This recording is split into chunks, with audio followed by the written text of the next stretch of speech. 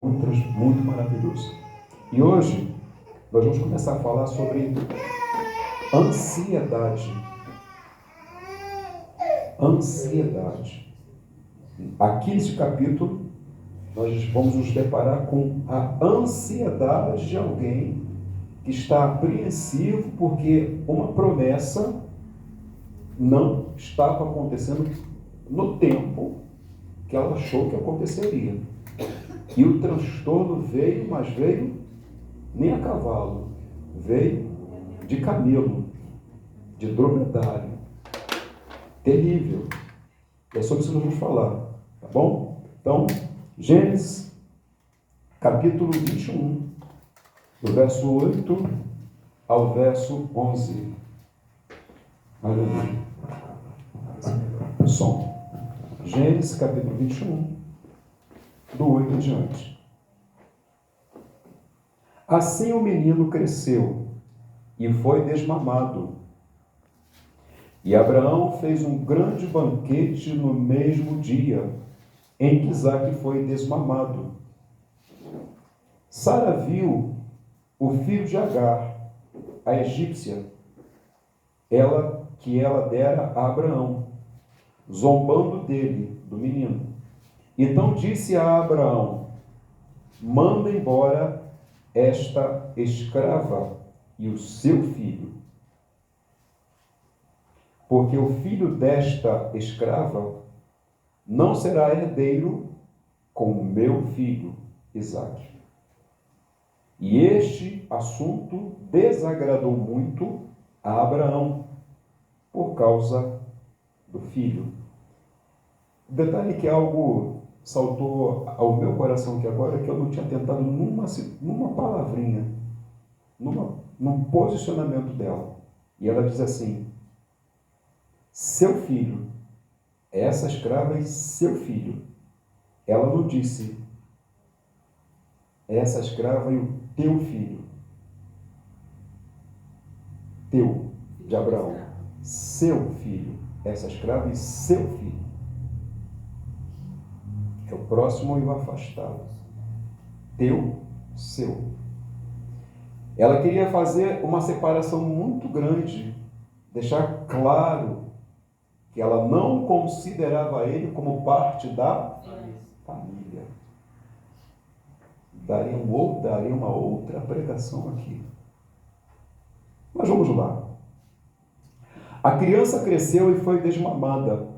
Alguns antigos dizem que as crianças não eram desmamadas até os 12 anos de idade. E outros dizem que eram aos 5 anos. Alguns estudiosos dizem que a idade certa, confirmada entre os judeus, para desmame, era aos 3 anos. Isso significa que, quando a criança era desmamada, para o pai judeu, para a liturgia judaica, para o costume da época, aquela criança era tida como um pequeno jovem. Então a criança não era desmamada como a gente vê hoje. E havia um porquê ainda. E o fato é que quando nós olhamos para a cultura judaica, a gente vê que o menino em particular, o tratamento para com ele, a responsabilidade do menino, chegava mais cedo do que na nossa cultura. Na nossa cultura, um jovem menino, ele tem responsabilidade de fato a partir dos 21 anos. Hoje em dia está se tentando puxar a maioridade para 16. Mas na cultura judaica, o menino, ele é considerado homem a partir dos 12 anos de idade. Tanto que ele já pode ser separado para casar-se. Então, a fase da vida da criança, ela era fatiada de uma forma diferente. E aqui, então, a gente não melhorou, não. Não melhorou, não. Mas está dando eco. Tá.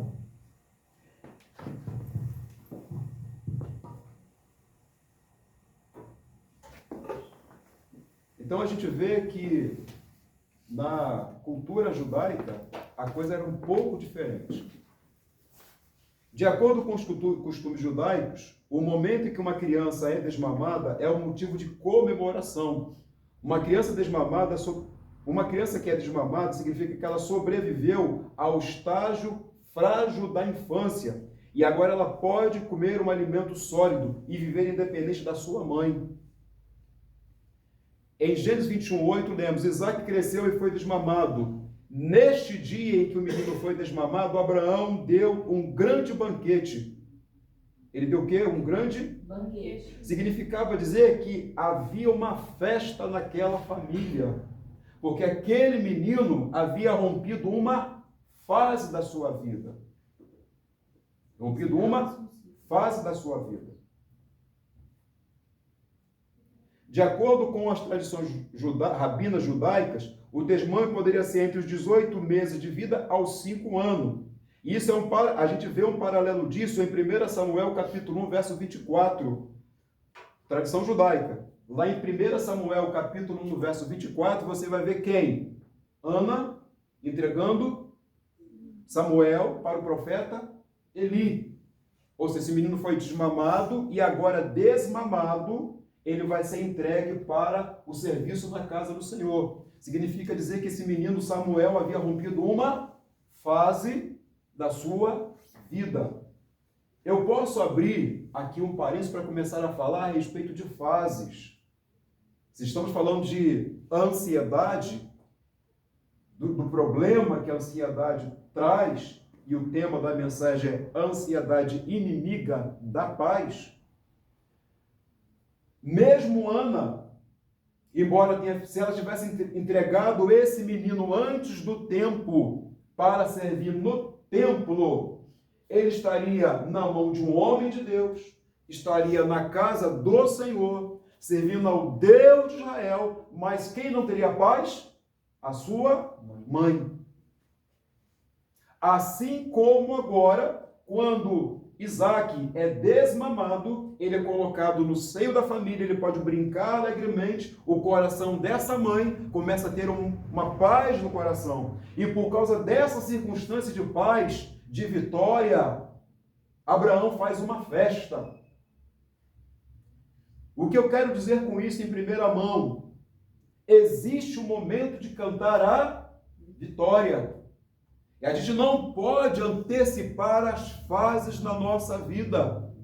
Quando a gente cai na asneira, na bobagem, de querer adiantar as fases, porque está demorando muito, eu acho que já está bom, normalmente a gente arruma problema para a nossa vida, problema para a nossa família, problema para o cônjuge, ou problema para a nossa coexistência. Quantos projetos são interrompidos? Quantas coisas Deus queria fazer na vida da gente, Ele não pode fazer, porque a gente colocou, como diziam os nossos avós, o carro na frente dos bois. Decidimos por algo que não cabia a nós decidir. Puxamos para perto de nós, colocamos na nossa vida, ou damos aval, damos liberdade para alguém que não deveria estar na nossa vida. Entramos em negociação, entramos em aliança, fazemos contrato, assumimos compromisso com pessoas, com empresas, situações em que nós não temos certeza, ou ainda não recebemos o aval de Deus para confirmar uma resposta. Está aqui, mesmo Ana, que tinha certeza do destino daquele menino, ela só entrega ele para o profeta Eli, e para cumprir, para iniciar um novo ciclo em Israel, porque Eli havia perdido seu sacerdócio. Os filhos de Eli estavam com a cabeça louca, fazendo uma série de asneira. A palavra fala no livro de 1 Samuel, capítulo 1, que havia um tempo que Deus não falava com Israel. Deus vai levantar Samuel agora para falar com Israel, mas isso só aconteceu no tempo determinado por Deus. Então diga para o seu irmão, espera o tempo determinado por Deus. Porque quando a gente toma decisão, quando a gente entrega, quando a gente assume compromisso fora do plano, fora do tempo, tudo que a gente não vai ter no futuro é paz no coração. E aí a palavra fala que quando ele faz aquela festa, quando há aquela festa, aquele almoço, aquele churrasco, né? E aí a gente acha que a gente meio que herdou isso do judeu, fazer churrasco, né? Matar cordeiro, matar boi, né? Eu creio que ele futuramente vai poder comprar um boi. Aleluia! Ô glória! Comer aquela carne fresquinha. Então acho que a gente herdou meio que dele esse negócio. Abraão faz uma festa, porque o filho havia rompido uma fase. Que fase é essa? Uma fase crítica, uma fase em que todo dia a morte passava na porta e falava assim, ó, tô passando, tá? Cuidado, não coloca a cara para fora não, que eu te acerto. As condições de vida naquela época eram tão precárias, eram tão dificultosas, a incerteza de uma criança crescer era tão grande, que quando um pai, né, aquele filho rompia com aquela fase, ele fazia uma festa. E aí, o Espírito Santo me faz lembrar aqui, me traz aqui, não está no meu contexto aqui, mas eu quero falar para você, porque o Espírito Santo me fala isso. Quando você romper fases na sua vida, de coisas que eram improváveis, que era muito difícil, nós precisamos fazer o que para Deus? Culto de ações de graça. A igreja tem perdido esta característica, culto de ações de graça. Agradecer a Deus por uma fase vencida na sua vida.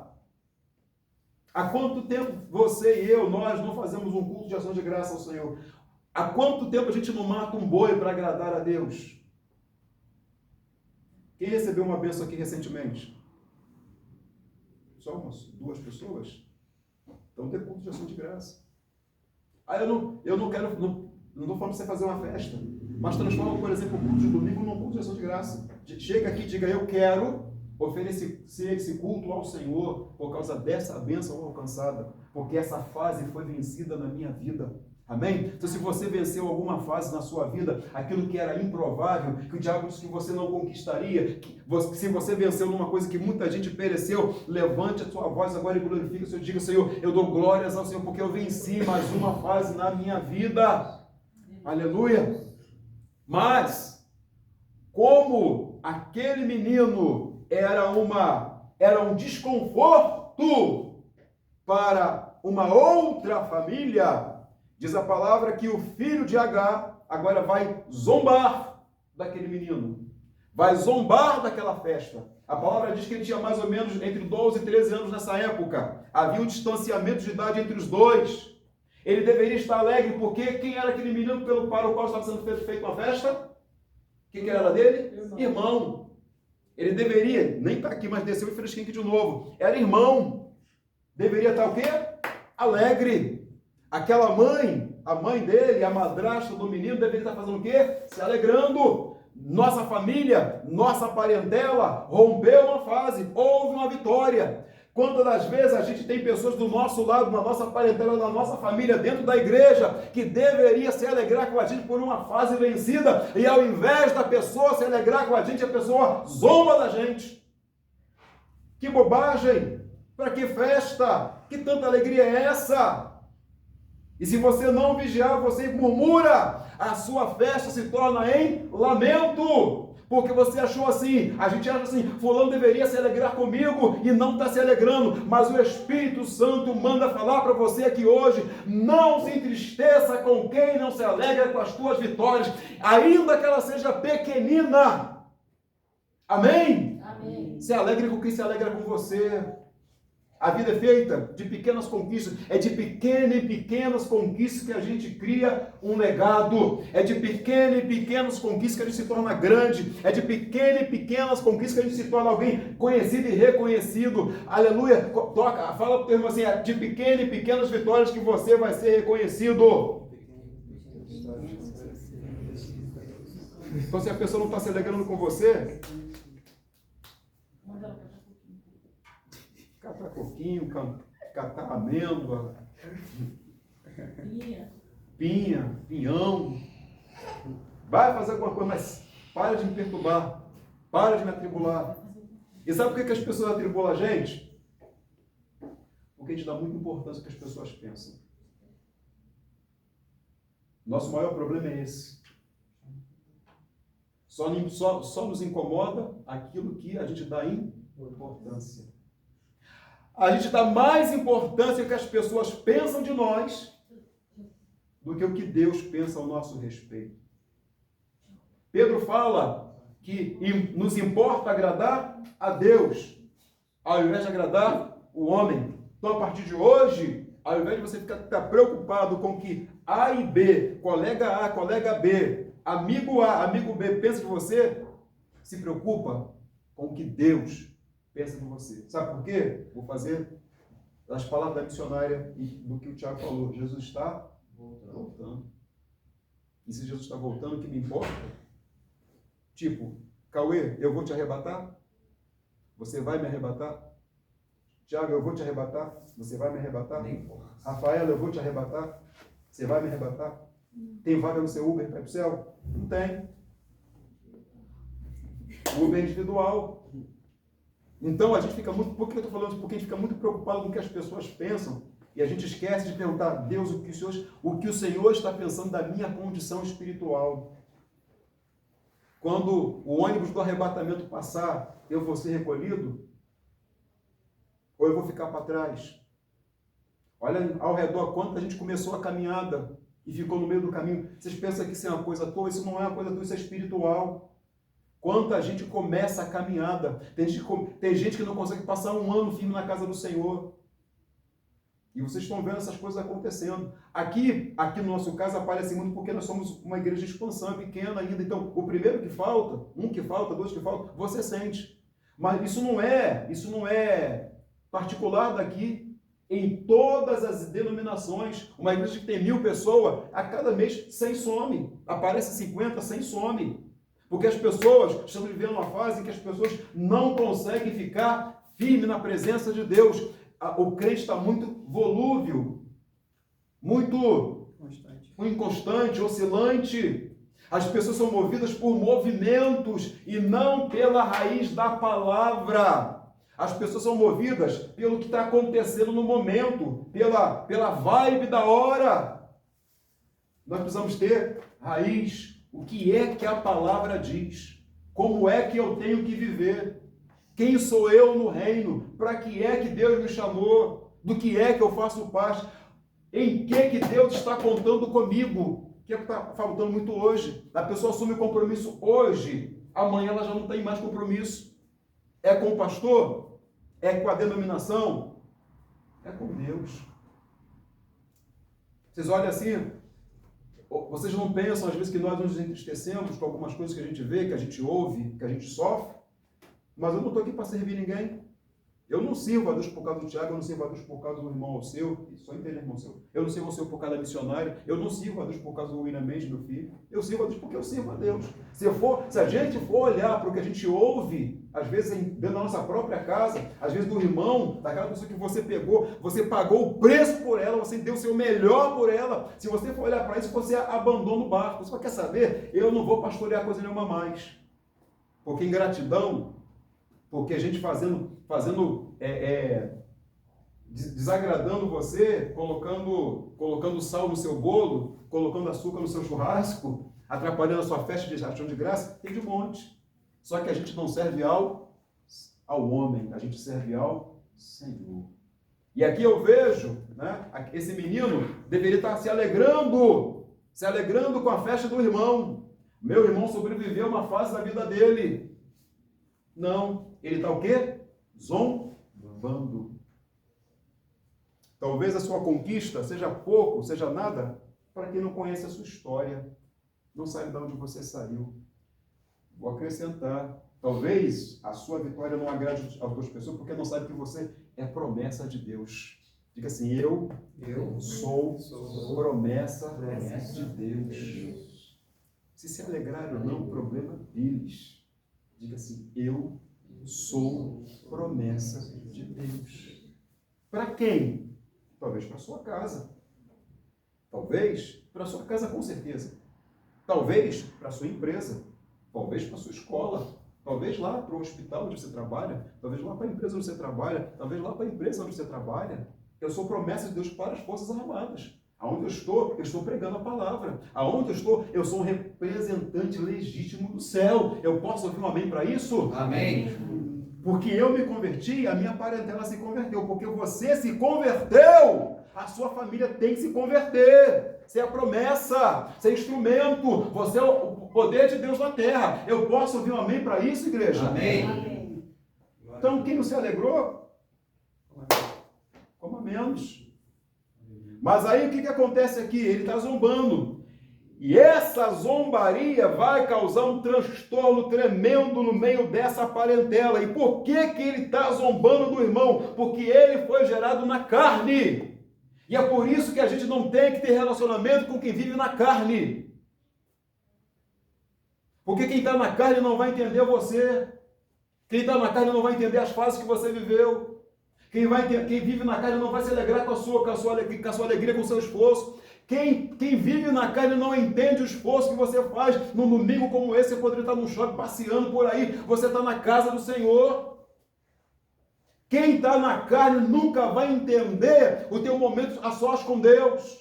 Quem está na carne nunca vai entender por que você não fala mais certas coisas, não faz mais certas coisas. Quem está na carne nunca vai andar em comunhão com você. Entenda isso! E é o que estava acontecendo na casa de Abraão agora por causa da ansiedade daquela mulher chamada Sara. A ansiedade colocou a escrava nos braços. Eu vou chegar no marido, vou chegar nele, ele também vai tomar dele, né? Mas vamos lá, a ansiedade faz a gente tomar atitude, a ansiedade faz a gente tomar decisões, a ansiedade faz a gente entregar coisas que vai nos trazer problemas no futuro. Guarde isso no nome de Jesus. Quando você abre a Bíblia, vem comigo, por favor, lá para o livro de Gálatas. Livro de Gálatas, vai lá em Coríntios, vai um pouquinho mais à frente. Capítulo 4, do verso 22 em diante, diz assim a palavra do Senhor: porque está escrito que Abraão teve 2 filhos, um da escrava e outro da livre. Me acompanha, por favor. 23. Todavia, o que era da escrava nasceu segundo a carne, mas o que era da livre por promessa. Carne e promessa.